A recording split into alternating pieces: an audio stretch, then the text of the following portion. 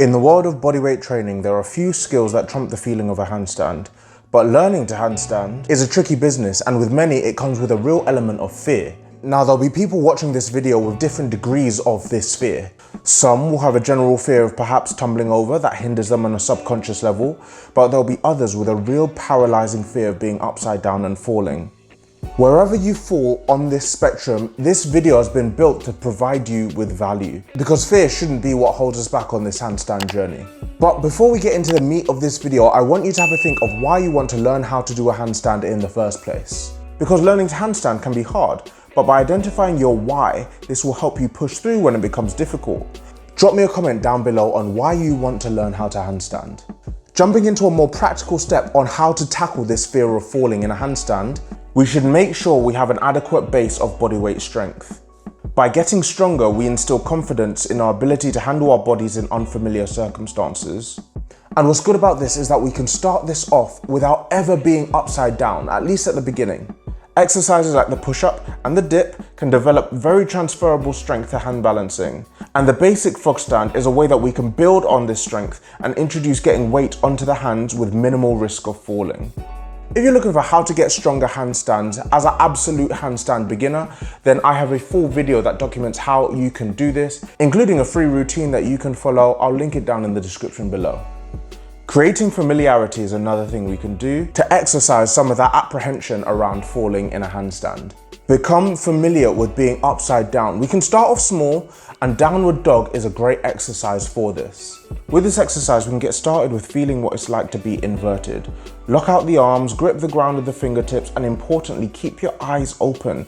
Look around and see what being upside down feels like. One thing to be conscious of is that when fear grips us, it can stop us from breathing properly. From this position, we can introduce slow, controlled breathing to help us relax.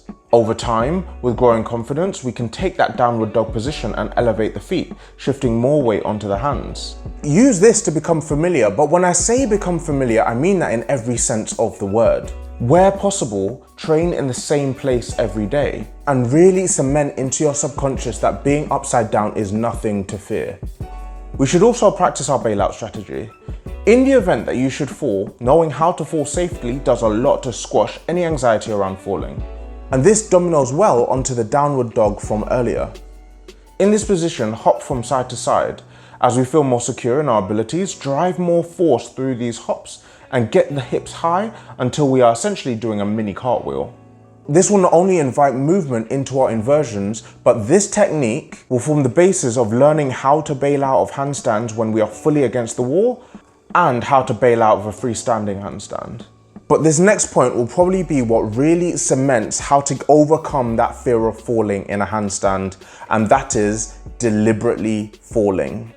Now, this might seem extremely counterintuitive, but once we've learned how to bail out of a handstand as from the previous progression, this shouldn't just be something that you call upon when you need it. Before every handstand session, whether it's against the wall or in free space, spend time deliberately falling out of the handstand. What this will do is it will set a more realistic baseline in your mind of what actually happens when you fall, rather than the exaggerated scenarios that the fear may allow to run through your head if left unchecked. Crowd, fear should not stop us from achieving great things, and I hope these tips help you move forward on with your handstand journey. But crowd, I'm also keen to learn how you're getting on when it comes to learning how to handstand. What do you guys feel is holding you back? Let me know down in the comment section below. Like the video if you found this valuable, and crowd, I'll see you in the next one.